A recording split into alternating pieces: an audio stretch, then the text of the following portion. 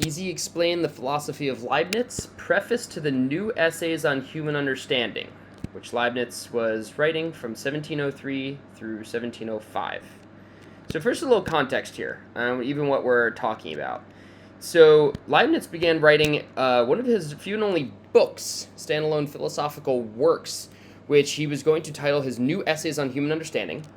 This was a work that was largely written in response to the very famous An Essay Concerning Human Understanding that was published in 1689 by the one and only John Locke, aforementioned as well in this video series here.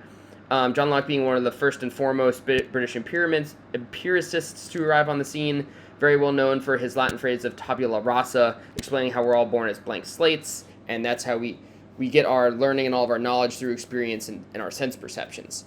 So, Leibniz had some thoughts on this. So he's really influenced and inspired from reading Locke's book to now go and write his own essays on human understanding. And this essay, the shorter preface, really can stand on its own as an introductory piece. The new essay is a much larger piece. And it's actually thought that Leibniz never fully finished his new essays on human understanding.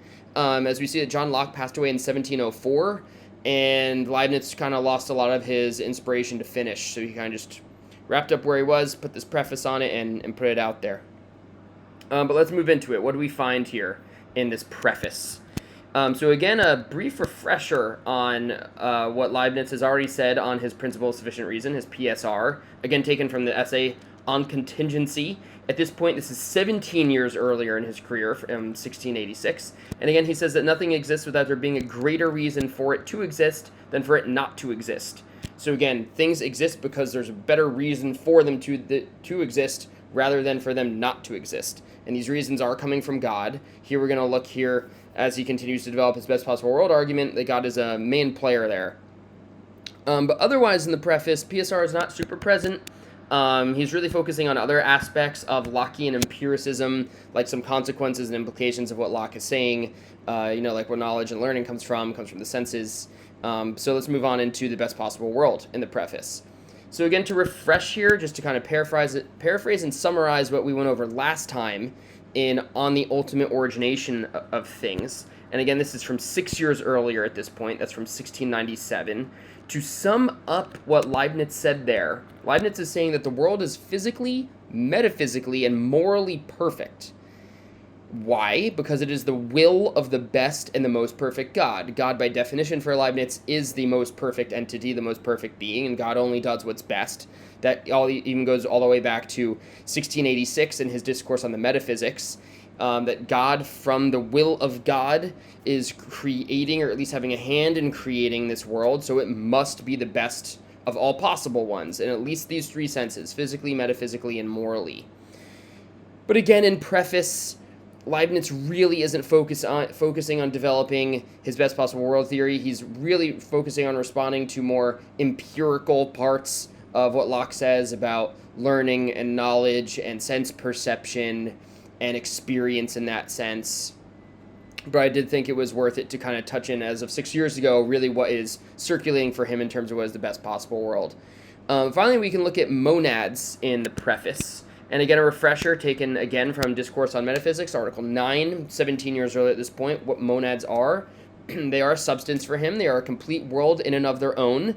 They mirror God. They're just like God, and they also mirror the whole universe. And they're all being expressed in their own way. They're also individual and unique. Again, we're building up towards his monadology, which is going to come in 1714. Bit of a complex concept and theory that he's working with to metaphysically explain the world. That we touched on last time. He's also using monads as a unit that's being used to build the best possible world. But he's also going to spend a little time working on monads here in the preface. He actually goes after the Lockean concept of matter, and he starts to work in his understanding of monads as matter.